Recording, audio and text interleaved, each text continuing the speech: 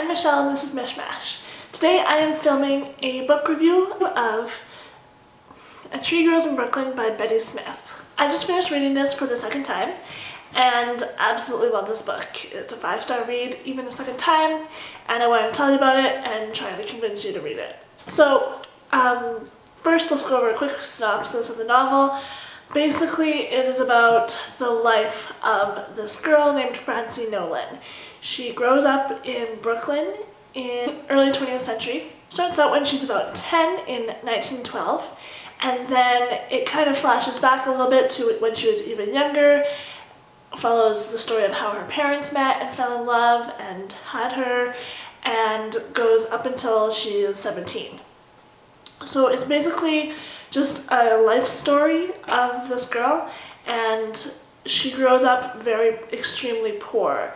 And she has a brother and her parents, and they are so poor that they don't even have enough food to eat sometimes, and they struggle to get by for years and account for every penny that comes through their house. This novel is such an inspirational story and a feel-good story, even though there are times that it is really sad, and they go through some obviously really tough stuff.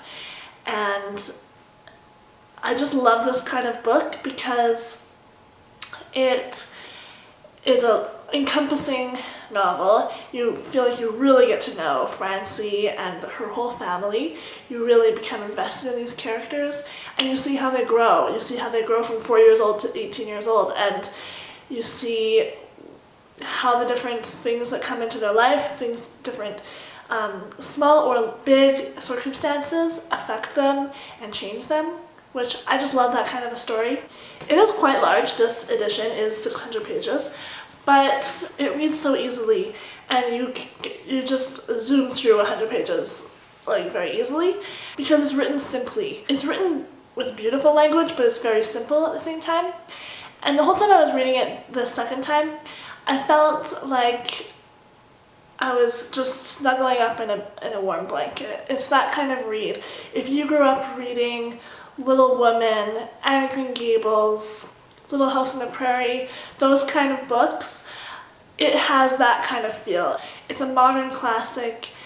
There's no one plot line necessarily. It's just how she grows up, and it's just how the different things that come into her life affect her. I think it is so good and well written, and there were parts that I underlined, there's parts that really speak to me. Francie, reads a book every single day. She goes to the library and gets a book for every single day. She loves reading, she loves writing. This is definitely a book for book lovers.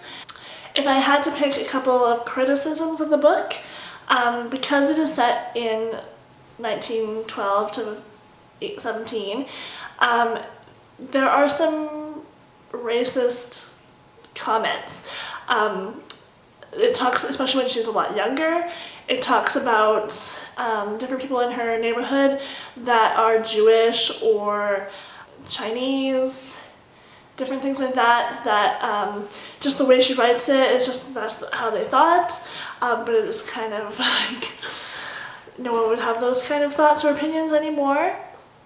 So that's one thing to keep in mind, I guess. Yeah, I can't really think of anything else that's negative about the book, to be honest. I just love her attitude towards life.